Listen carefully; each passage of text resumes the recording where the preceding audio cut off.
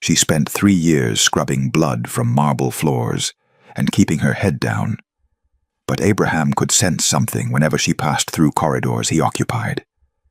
And every time his wolf stirred with recognition, she had already vanished into the maze of servant passages. She was merely a maid in the eyes of the court, and he could never be allowed to know otherwise. Now, with the High Council demanding her head, she could not simply bow and accept the chains in silence. That dawn, she did not hide.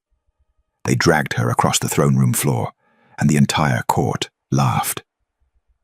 Everyone was shocked by her defiance, but no one more than Abraham, because the Alpha King felt it like a blade to the chest. And when fate finally tears away the veil, the Alpha King does not let his Luna slip through his fingers again. Before we continue, please hit the subscribe and like button and tell me which city you're tuning in from. I love to know where this story found you. Now let's dive in. The heat arrived before he did.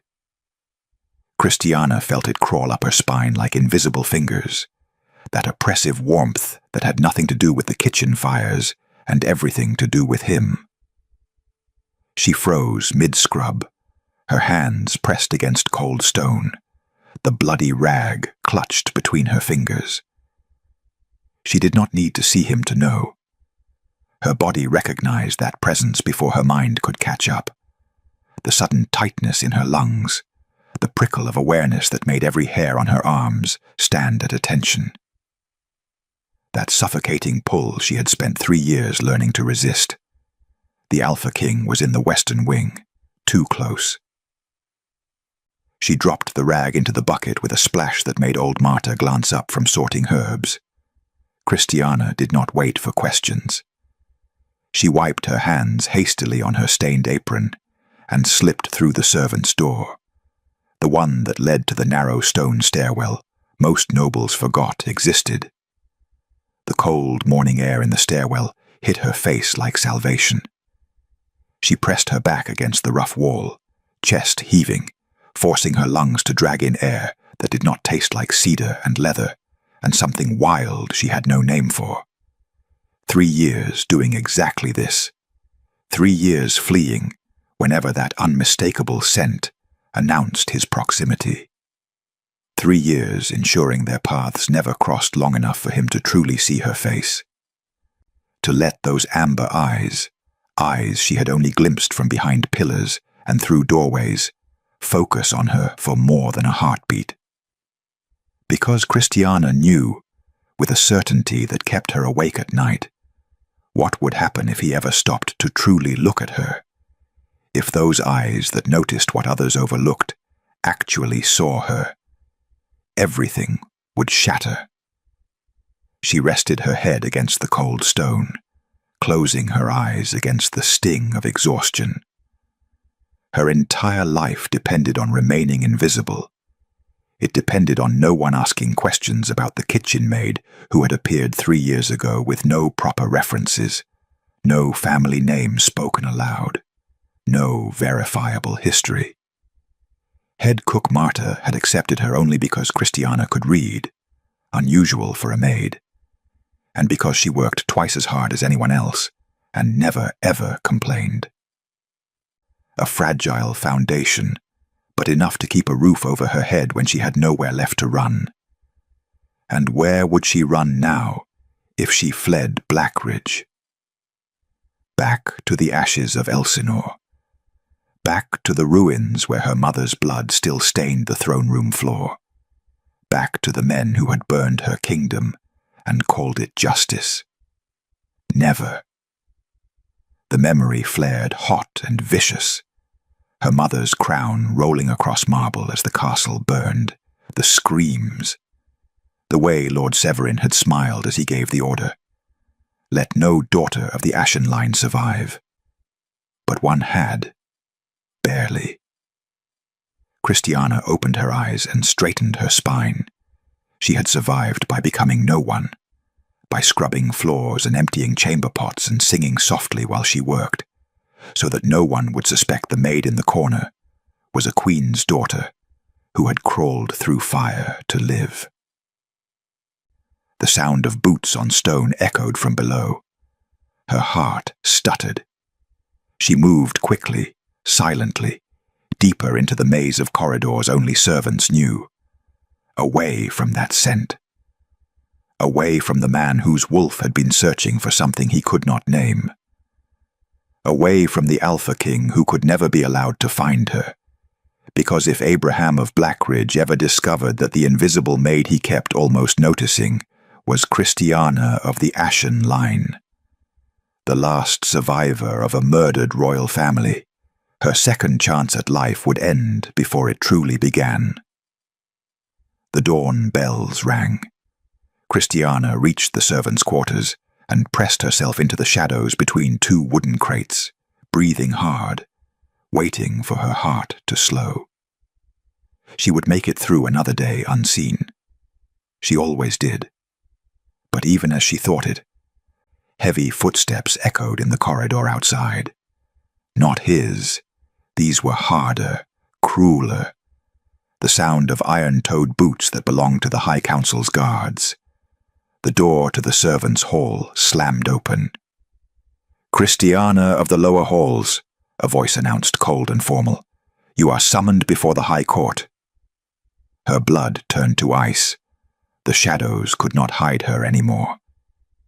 In the kingdom of Blackridge, justice was a blade that cut only one way. The High Council did not investigate servants. They did not question. They did not deliberate. When a maid was accused, the accusation itself was the verdict. Guilt was assumed. Punishment was swift. And mercy was a word that existed only for those born with names that mattered. Maidservants held no names in the court records, no lineage documented, no right to defense. They were simply erased. Christiana understood this as rough hands seized her arms and hauled her from the shadows. She did not fight.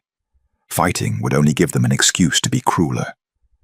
Instead, she kept her spine straight, her chin level, even as they dragged her through the narrow servants' corridors toward the grand halls where nobles walked. Other servants pressed themselves against the walls as she passed. Some looked away, shame and relief warring in their eyes, relief that it was not them. Old Marta made the sign of the moon goddess, lips moving in silent prayer. A young kitchen boy named Tam stared with wide, horrified eyes until someone pulled him back into the scullery. No one spoke. No one dared. The corridors widened. Stone floors gave way to polished marble. Torchlight became chandelier glow. And with each step closer to the High Court, Christiana felt the weight of memory pressing against her ribs. 3 years ago, standing at the servants' entrance with forged papers clutched in trembling hands. The parchment had cost her the last piece of jewelry she'd managed to hide, a ring her mother had given her on her 16th birthday. "No family name?" Marta had asked, suspicious. "No family," Christiana had whispered. It was not entirely a lie. Marta's eyes had softened. "Keep your head down, work hard, ask no questions. You'll survive." Survival. That was all she had fought for, all she had allowed herself to want. Until now. The throne room doors loomed ahead, massive oak reinforced with iron. 2 guards shoved them open, and the sound echoed like a death knell. The High Court was already assembled. 5 figures sat in elevated chairs forming a semicircle before the throne itself. Elder Marcus leaned forward, his thin lips curved in something that might have been anticipation or hunger. Elder Lucian sat rigid, his expression carved from ice, his eyes calculating. Lord Severin occupied the rightmost chair, quiet, still, his dark gaze tracking Christiana's approach with an intensity that made her stomach clench. She had seen that look before, in another throne room, in another life. But it was the man on the throne who stole the air from her lungs. Abraham, Alpha King of Blackridge, sat perfectly still. His massive frame was draped in dark furs over leather and steel. His amber eyes, those eyes she had spent 3 years avoiding, were locked on her with an expression she could not read. His jaw was tight. His hands gripped the armrests of his throne as if holding himself in place, and even from across the vast chamber, she felt it. That pull, that terrible, undeniable recognition crawling beneath her skin. The guards forced her to her knees on the cold marble. She kept her head high. If she was going to die, she would die as her mother had taught her, with dignity intact. "The maid from the lower kitchens," Elder Marcus announced, his voice dripping with contempt. "Accused of theft, treason, conspiracy with enemies of the crown." Christiana's breath caught. Treason. "She was found in possession of a seal belonging to the High Council," Elder Lucian continued, his tone clinical. "A seal used to forge letters to northern rebels. Lies, all of it. But her word, a nameless maid's word, meant nothing against theirs." "The evidence is clear," Lord Severin said quietly, his voice smooth as poisoned silk. "The sentence should be swift." Abraham had not spoken, had not moved, but his eyes never left her face. A guard stepped forward with iron shackles, heavy, crude, meant to humiliate as much as restrain. When the cold metal closed around Christiana's wrists, she flinched, not from the weight, but from the sudden, searing heat that flooded her veins. Her eyes snapped up to the throne. Abraham's knuckles were white against the stone armrests. His chest rose and fell too quickly, and in his eyes, those burning amber eyes, she saw something wild thrashing beneath the surface. The chains did not burn because of the iron. They burned because he was watching. And for the first time in 3 years of hiding, the Alpha King truly saw her. Abraham had ruled Blackridge for 20 years without a mate, 20 years of watching his generals, his guards, even his servants find their bonded pairs, while his wolf paced restlessly inside his chest, waiting for something that never came. The elders had suggested arranged marriages, political alliances, bloodline preservation. He had refused them all, because his wolf knew something was missing. Someone was close, just beyond reach. For months, no, longer, he had caught traces of a scent that made his wolf claw at his control. Wildflowers and ash, strength wrapped in softness. It appeared in corridors he walked, in chambers he entered moments too late, in courtyards where servants scattered before he arrived. He had searched, gods he had searched, but whoever carried that scent was a ghost. There one moment, vanished the next. Until now. Abraham's fingers dug into the stone armrests of his throne as he stared at the woman kneeling in chains before his court. The maid, they claimed, was a traitor, the servant whose name he had never heard spoken until this morning. Christiana. His wolf surged forward with a violence that nearly broke his control. Her. The memories crashed through him like a flood. 6 months ago, the healer's wing. He had entered to check on wounded soldiers returned from the border skirmishes. And there, in the corner, quiet as a shadow, a maid with gentle hands wrapped a guard's bleeding arm. She worked with practiced precision, her voice low and soothing, as she calmed the man's fear. "You'll be fine," she had murmured. "The wound is clean." Abraham had frozen in the doorway. That scent, wildflowers and ash. She had glanced up just once, and their eyes had met for a heartbeat before she ducked her head and slipped through a side door. By the time he crossed the room, she was gone. 3 months ago, the dawn council meeting. He had walked the eastern corridor and caught that scent again, stronger this time. He had turned the corner quickly, too quickly, and glimpsed a figure in servant's grey disappearing down the stairwell. "Wait," he had called. But she had already vanished. 1 month ago. The kitchens. He had descended personally to inspect provisions, an excuse if he was honest with himself. He was hunting that scent. And there, carrying a basket of herbs, she had walked directly into his path. She had stopped, bowed, but not too deeply, not with the trembling subservience most servants showed him. Her spine had been straight. Her chin lifted just enough. "Your Majesty," she had murmured, and started to step around him. "Your name," he had demanded. "I am no one important, Alpha King." Her voice had been soft, but steady. "Excuse me." And she had walked away before he could command her to stop. That scent had haunted him for days afterward. Now she knelt before him in chains, and he could not look away. "Look at her," Elder Marcus sneered, his voice cutting through Abraham's thoughts. A maid who thought herself clever enough to plot against the throne. Laughter rippled through the assembled nobles. Cruel, mocking. Abraham's wolf snarled. Christiana lifted her head. Her eyes, deep and defiant and achingly familiar, swept across the council before settling on Elder Marcus. "I plotted nothing," she said. Her voice was calm, clear, steady as a blade. "But even if I had, this court would never hear truth from someone like me." The laughter grew louder. "Someone like you."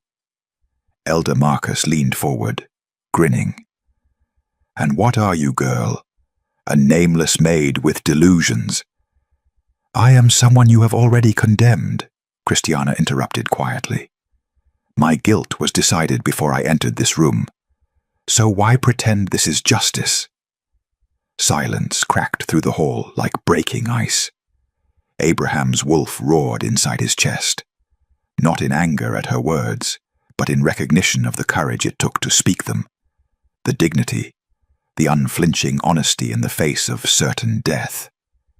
He had seen that look before, in warriors who refused to kneel before enemies, in queens who faced execution with their crowns held high, in someone who had been broken but never defeated. Abraham leaned forward slowly. His eyes locked on her face, on the sharp angles of her cheekbones, the determined set of her jaw, the way her eyes blazed even as chains weighed down her wrists. And then, finally, he truly looked. Not at a servant, not at an accused traitor, but at her. The scent crashed over him like a tidal wave. Wild flowers and ash, strength and survival, ancient bloodlines wrapped in 3 years of carefully constructed invisibility. His wolf stopped pacing. The word slammed into Abraham's consciousness with brutal, undeniable certainty. Mate. The realization should have brought clarity. Instead, it brought chaos. Abraham's wolf thrashed violently inside his chest, clawing for dominance, demanding he cross the distance between throne and prisoner and tear apart anyone who dared keep his mate in chains.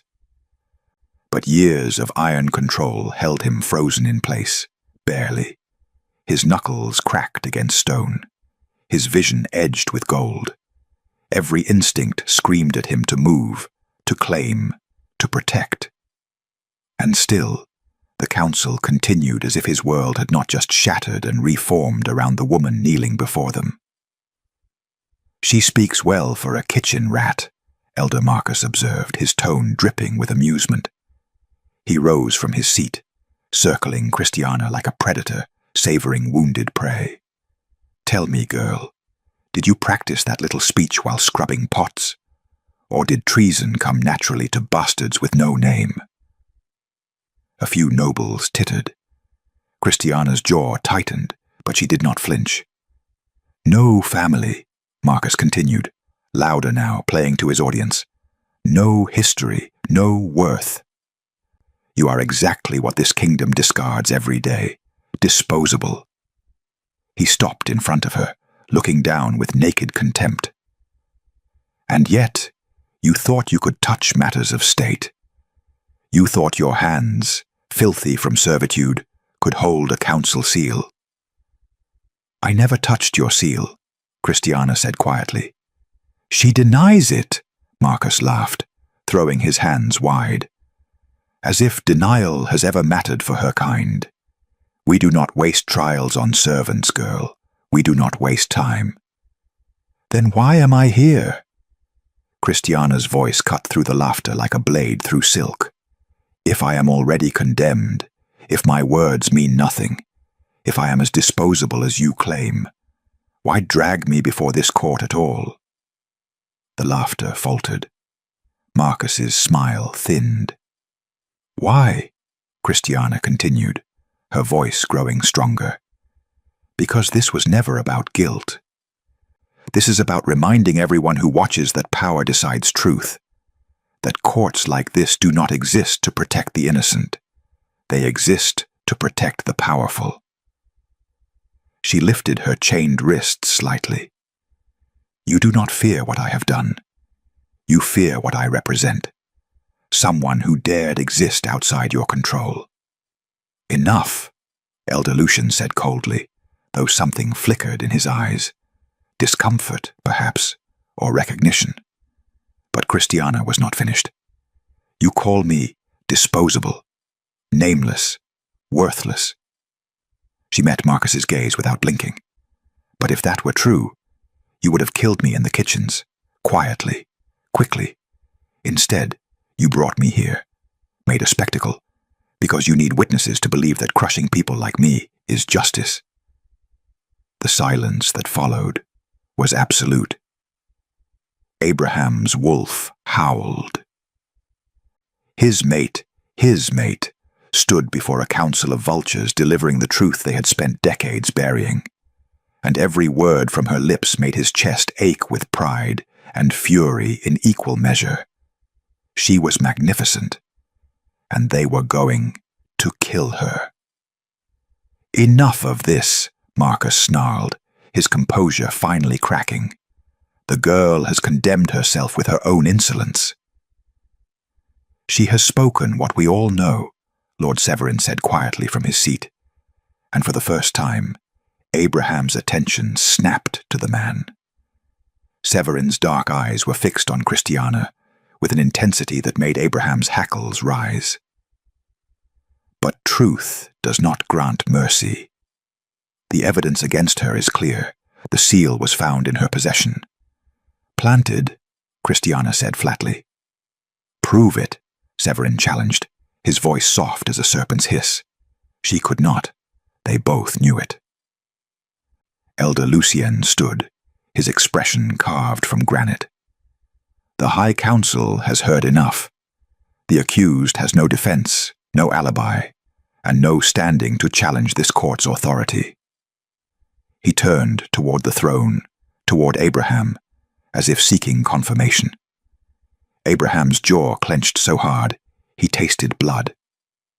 The sentence, Lucian continued, is death by moonrise. The words dropped like stones into still water.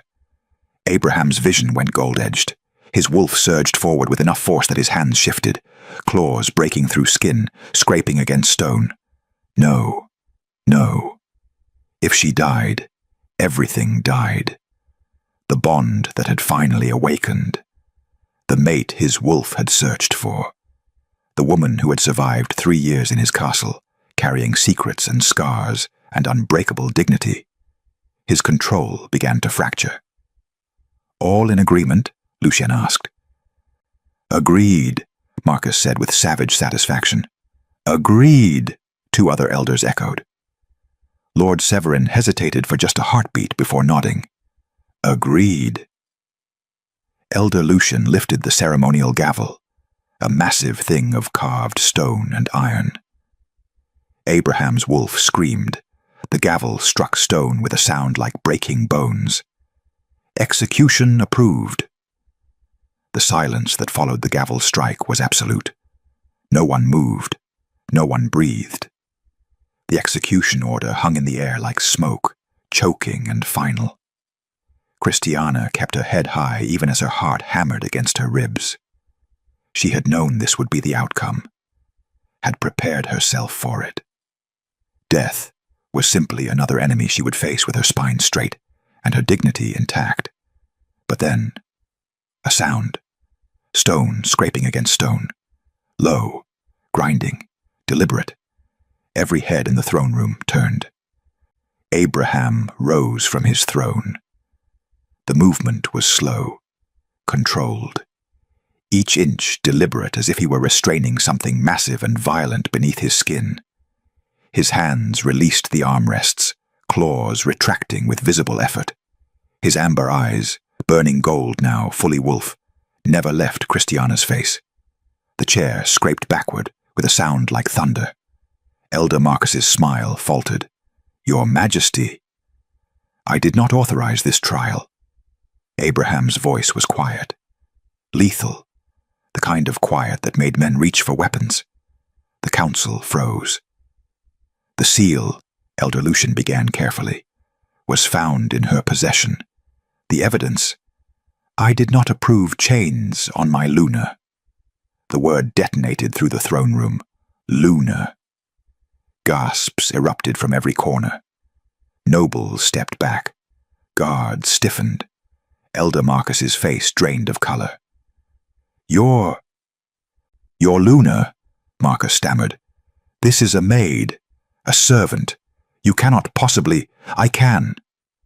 Abraham descended the throne steps, each one measured, purposeful. "I will." Christiana's breath caught in her throat. Her eyes locked on his as he crossed the distance between them, and for the first time in 3 years, she did not look away. Could not look away. He had felt it too. The bond, the pull, the impossible, undeniable truth that had haunted them both. Abraham stopped before her and dropped to one knee, bringing himself to her level. The entire court inhaled sharply. The Alpha King knelt for no one. His hand reached out, gentle, reverent, and lifted her chin. "Christiana of the Ashen Line," he said softly, his voice carrying through the silent hall. "Last daughter of Queen Ilara.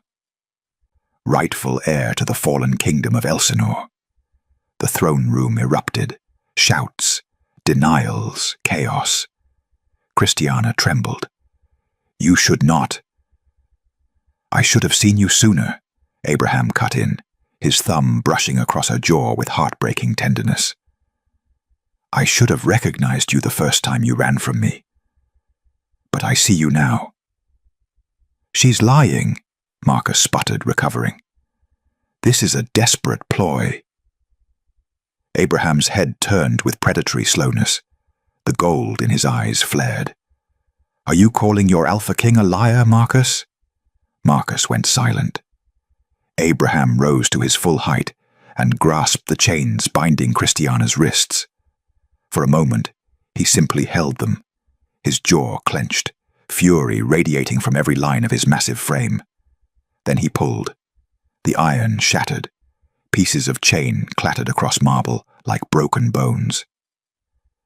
Christiana gasped as the weight fell away, her wrists red but free. Abraham kept one of her hands in his, turning to face the council with her at his side. "Christiana of Elsinore was 7 years old when her kingdom burned," he said, his voice ringing with authority. "When Lord Severin's coup murdered her mother and slaughtered her people." Every eye turned to Lord Severin. The man sat perfectly still, but Christiana saw it, the slight tightening around his eyes, the way his fingers gripped the armrest just a fraction too hard. He recognized her now, and he knew exactly what his presence on this council meant. "The Ashen Line was declared extinct," Abraham continued. "The survivors hunted, the bloodline erased." He squeezed Christiana's hand. "But one lived, one survived, and she has been here, in my castle, for 3 years, while traitors sat on my council." "This is madness," Severin said quietly, but his voice lacked conviction. "Is it?" Abraham's smile was cold and sharp. "Then prove me wrong." He turned to the guards, stationed at the chamber doors. "Bring me the blood records," Abraham commanded. "All of them. Royal lineages from every kingdom in the northern territories, and summon the blood mages." The guards hesitated, looking to the council. "Now," Abraham growled, and his wolf's dominance crashed through the room like a physical force. The guards scattered to obey. Christiana stood frozen beside him, her hand still clasped in his, her heart racing. The man who had been her silent hunter for 3 years had just declared her his mate before the entire court. And Lord Severin, the man who had murdered her mother, sat 10 feet away, trapped. The blood mages arrived within the hour. 2 ancient women in grey robes, their hands marked with the sacred symbols of lineage verification. They carried with them scrolls older than Abraham's reign, records that documented every royal bloodline in the northern territories, preserved through magic and memory. The throne room had not emptied. If anything, more people had crowded in. Word had spread through the castle like wildfire. The Alpha King had claimed a mate. A maid was supposedly a lost princess, and Lord Severin, respected council member, sat accused of treason by implication. Christiana stood beside Abraham's throne, her freed wrists still bearing the angry marks of iron. She felt exposed, raw. Every eye in the room weighed on her like stones. The lead blood mage approached, her milky eyes somehow seeing everything. "Your Majesty, my lady." She bowed to them both. "We will need a blood sample." Christiana extended her hand without hesitation. She had nothing left to hide. The mage pricked her finger with a silver needle, letting 3 drops of blood fall onto an ancient piece of parchment covered in faded script. The blood soaked into the page, spreading like ink through water. Then the parchment began to glow. Soft at first, then brighter. Golden light traced through words written centuries ago, connecting lines, illuminating names. The mage's weathered fingers followed the luminous trail as it climbed the page, higher and higher through generations, until it reached the top. House Elsinore, the Ashen Line, Queen Alara, Princess Christiana. The glow intensified, then faded, leaving the name blazing in gold script. The mage turned to face the court. "The blood does not lie. This woman carries the direct lineage of Queen Alara of Elsinore. She is Christiana, daughter of the Ashen Line, presumed dead these 10 years. The throne room exploded with noise. Christiana's knees buckled.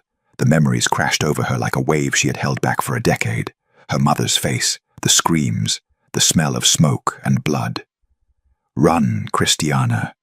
Run and do not look back." But she had looked back, had seen her mother surrounded by Severin's soldiers, had watched the blade fall, had heard her mother's last words carried on dying breath. "The Ashen Line endures." She had been 7 years old, dressed in a nightgown, barefoot, running through corridors turned to flame. A loyal guard, she never learned his name, had grabbed her, thrown a cloak over her, and dragged her through a hidden passageway as the castle collapsed behind them. "They'll hunt you," he had gasped, bleeding from a dozen wounds. "Never tell anyone who you are. Never." He had died before dawn. She had been alone ever since.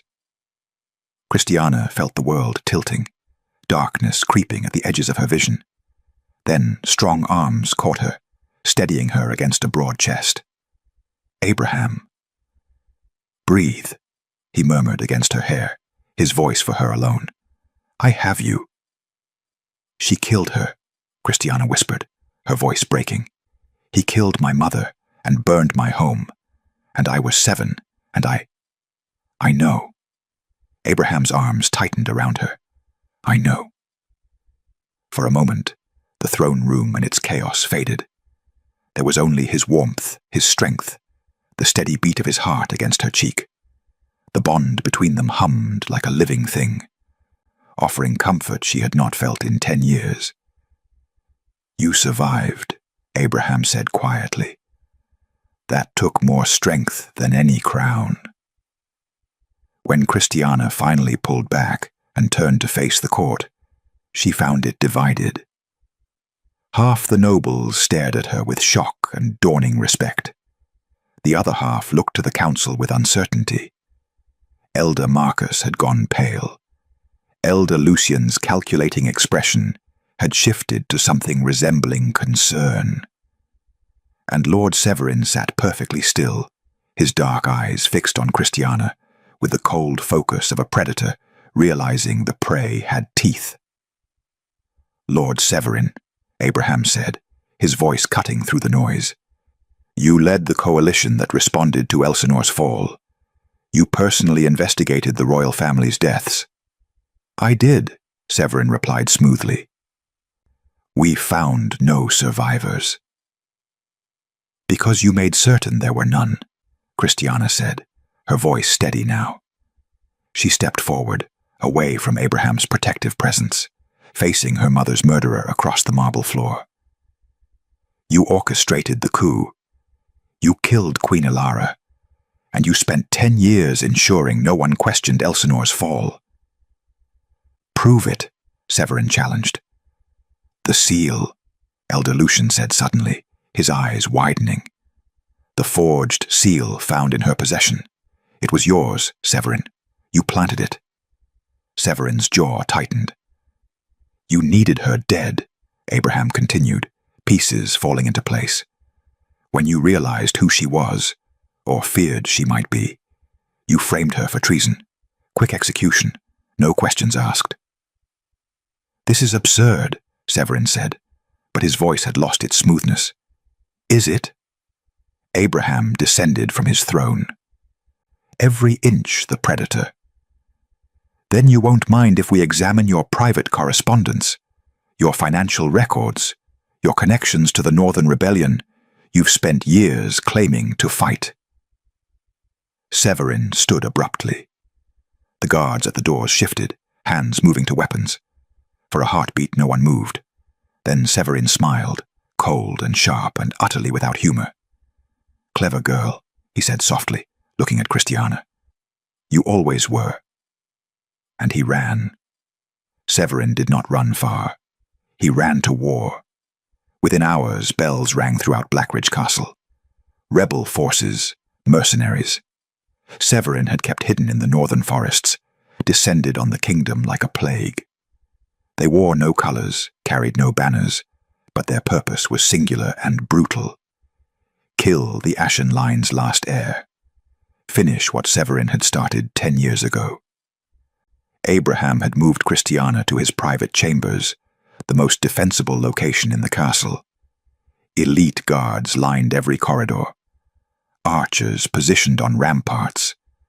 The castle transformed into a fortress within moments. But Severin had lived within these walls for years. He knew every secret passage, every weakness, every route the guards would not think to defend. Christiana stood at the window of Abraham's chambers, watching smoke rise from the southern gates, where Severin's forces had breached the outer walls. Her hands trembled against the stone sill. This is because of me, she whispered. All these people dying. This is because of him, Abraham corrected, moving to stand behind her. His presence was solid, grounding. Severin made his choices long before you set foot in this castle. You are not responsible for his evil. But I brought it to your doorstep. You brought yourself to my doorstep. Abraham's hand covered hers on the sill. and I would burn this castle to ash before I let him take you from me." The bond between them pulsed, warm, fierce, undeniable. Before Christiana could respond, the door to the chamber burst open. Not guards, assassins. 3 of them, dressed in black, blades already drawn. They must have come through the hidden passageways, the ones only council members knew. Christiana stumbled backward as the first assassin lunged. Abraham moved like lightning. He caught the man's blade with his bare hand, claws erupting through skin, shattering steel. His other hand closed around the assassin's throat, and he threw the body across the room with enough force to crack stone. The second assassin went for Christiana. She dove sideways, reaching for anything. A chair, a candelabra, anything to defend herself. Her fingers closed around an iron poker from the fireplace, just as the assassin's blade descended. She blocked. The impact jolted through her arms, nearly knocking her down, but she held. The assassin snarled and raised his blade again. Abraham's claws tore through his back. The man fell, but the third assassin had circled wide, quiet as death, and his blade was already arcing toward Christiana's exposed throat. Time seemed to slow. Christiana saw the blade, saw death coming, saw her mother's face and thought, "I'm sorry. I tried." Then Abraham was there, between her and the blade. Steel bit into flesh with a sickening sound. "No!" Christiana screamed. Abraham caught the assassin's wrist, stopping the blade inches deep in his shoulder. His eyes blazed pure gold, and his growl shook the chamber walls. He crushed the man's wrist with a single squeeze, then tore out his throat. The body dropped. Abraham swayed. Abraham! Christiana caught him as he stumbled, blood pouring from the wound in his shoulder. It was deep, too deep. She could see bone. "I'm fine," he gritted out, but he wasn't. The blade had been poisoned. She could see the blackness spreading through his veins from the wound. "You're not fine, you stubborn." Her voice broke. "Why did you do that?" Abraham's hand cupped her face, his thumb brushing away tears she hadn't realized were falling. "Because you are my mate, my Luna, and I will stand between you and death until my last breath." The bond between them exploded, not the gentle pull she had felt before. This was a wildfire, a force of nature. It crashed through her chest, down her spine, into every cell of her body. And something that had been sleeping inside her for 10 years, something buried beneath trauma and survival and carefully constructed invisibility, woke. Christiana gasped as heat flooded her veins. Not painful, not burning, but alive, wild, ancient, her wolf. "Christiana," Abraham breathed, his eyes widening despite his pain. "Your eyes." She felt it rising, clawing, demanding release after a decade of forced dormancy. Her mother had been a powerful alpha. Her bloodline carried the strength of generations. But Christiana had never shifted. The trauma of that night, watching her mother die, fleeing through fire, had locked her wolf away so deeply she had thought it gone forever. Now, with her mate bleeding in her arms and enemies at the gates, her wolf would not be denied. The change ripped through her. Bones cracked, reshaped. Fur erupted across skin, her senses sharpened to impossible clarity. She could smell Severin's forces throughout the castle, could hear Abraham's heartbeat growing fainter, could taste the poison in his blood. The last thing Christiana thought before the shift completed was, "I will not lose him." Then there was only the wolf, massive, silver as moonlight, eyes blazing with the power of the ashen line. She threw back her head and howled. The sound shattered windows, echoed through stone, carried across the kingdom like a proclamation. The lost princess had returned, and she would burn anyone who threatened her mate. The castle guards spoke of it for years afterward. How a silver wolf the size of a warhorse burst from the Alpha King's chambers with a howl that made grown warriors drop to their knees. How she moved through Severin's forces like a blade through parchment, fast, merciless, devastatingly precise. Christiana's wolf was everything 10 years of survival had forged, unbreakable, lethal, and finally free. She tore through the corridors with Abraham's scent guiding her. He was wounded, poisoned, but alive. The mate bond pulsed between them like a lifeline, and it told her two things clearly. He would survive, and he needed her to end this. Severin's mercenaries fled before her. Those too slow to run fell. She was not cruel, but she was absolute. Each kill was clean, necessary. The protection of her mate and her kingdom demanded nothing less. By the time she reached the throne room, word had already spread.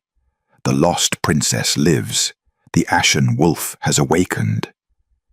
Severin stood in the center of the throne room, surrounded by the last of his loyal fighters. He had tried to claim the throne in the chaos, Abraham's throne, as if sitting in it would grant him legitimacy. When Christiana's wolf prowled through the massive doors, every head turned. Severin's face went pale. She shifted. The transformation back to human form was smoother this time, her wolf settling just beneath her skin, ready to emerge again if needed. She stood naked and unashamed in the center of the throne room, wrapped only in moonlight and fury. Someone threw a cloak over her shoulders, one of the guards bowing his head in respect. "Christiana," Severin said, attempting his smooth diplomat's voice even now. "Be reasonable. We can—" "You will address me properly," she interrupted, her voice ringing through the hall with an authority she had never allowed herself to claim. "Or you will not speak at all." Severin's jaw clenched.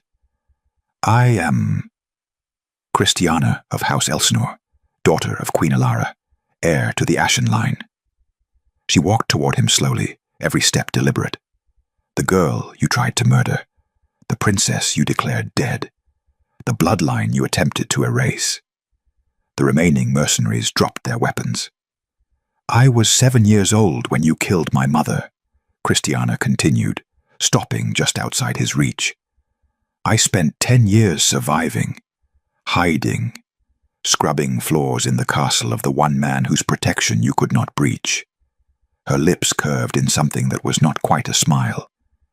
"You failed, Severin. Then. And now. The council is dissolved," a voice said from the doorway. "Abraham."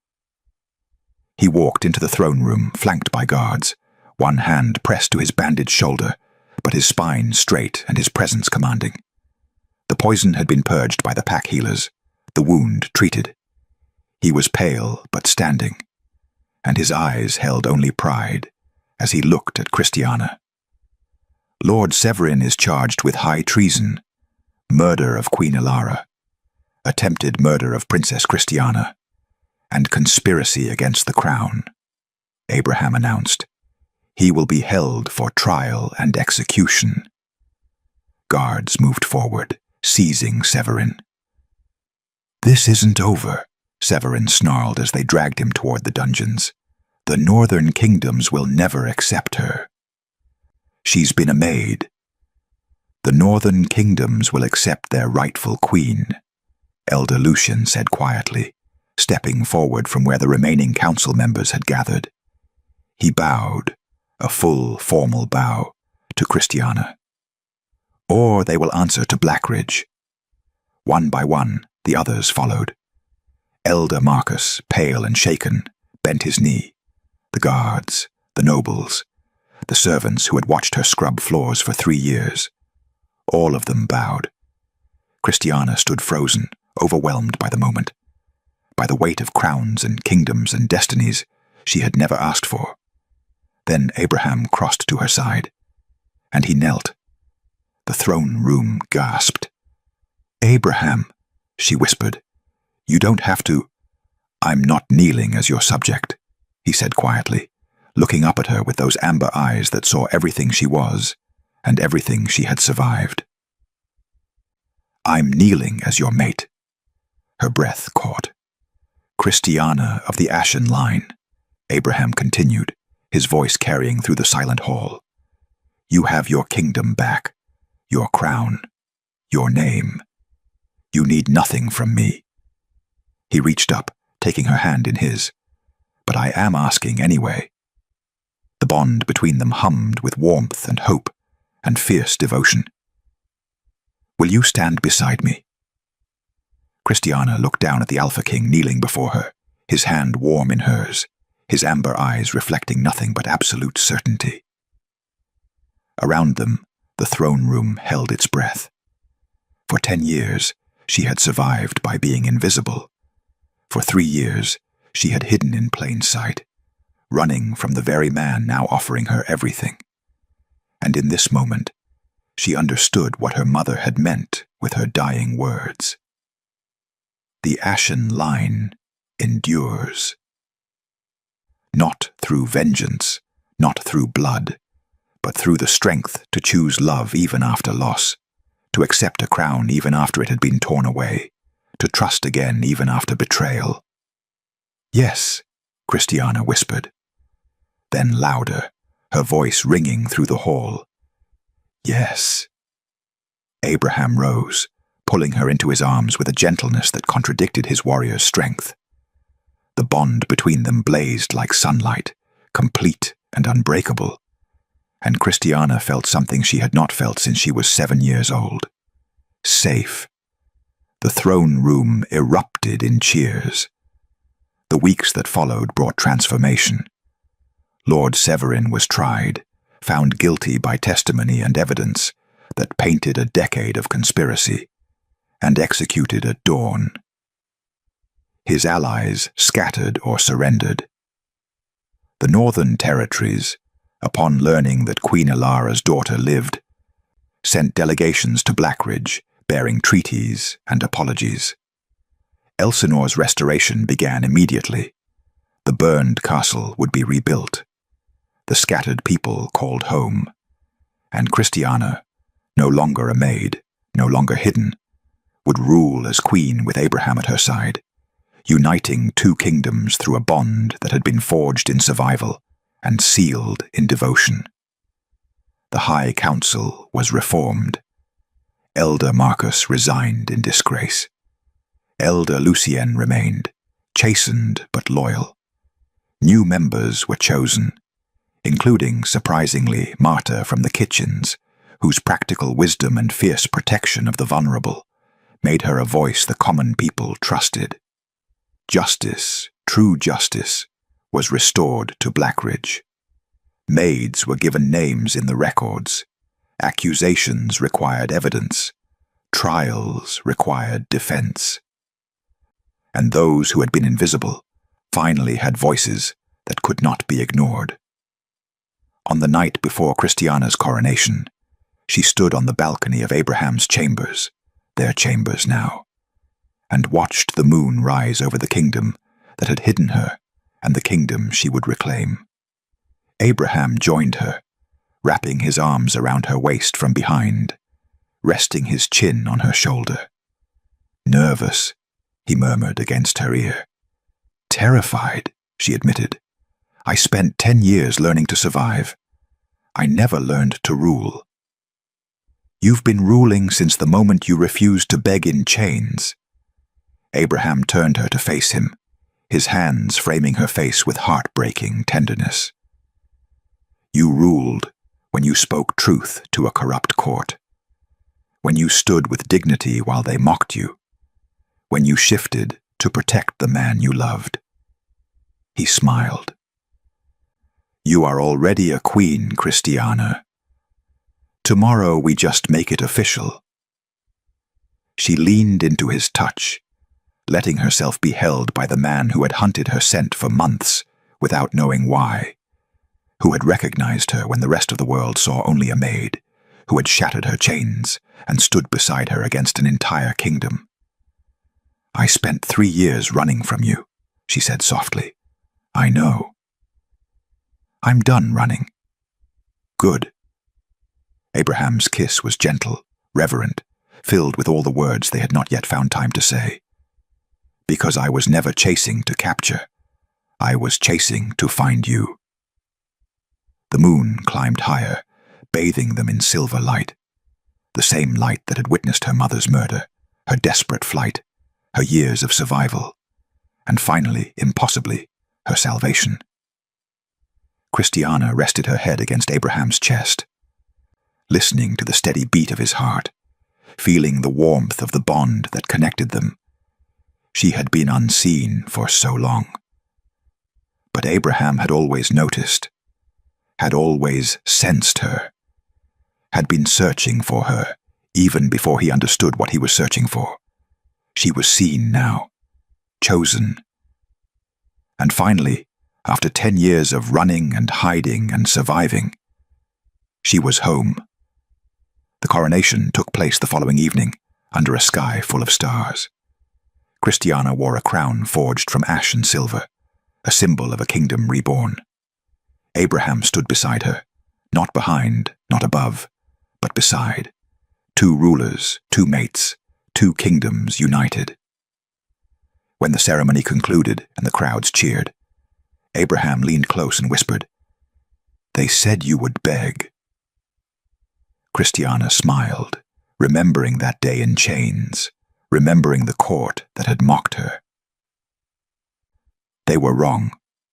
They were, Abraham agreed, taking her hand. The maid they dragged in chains walks out as a queen. And as they stood together before their people, Christiana thought of the girl who had scrubbed floors and hidden scars and survived impossible odds. That girl had never truly been invisible. She had simply been waiting for recognition, for justice, for the mate whose wolf had been searching for hers across 3 years of near misses and stolen moments. The Alpha King had never stood taller than when he stood beside his queen, and the queen who rose from ash would never bow again, except in love. The end. If this moonlit story stirred something in your heart, subscribe for more tales, and let me know in the comments. Your voice decides which destined love I tell next.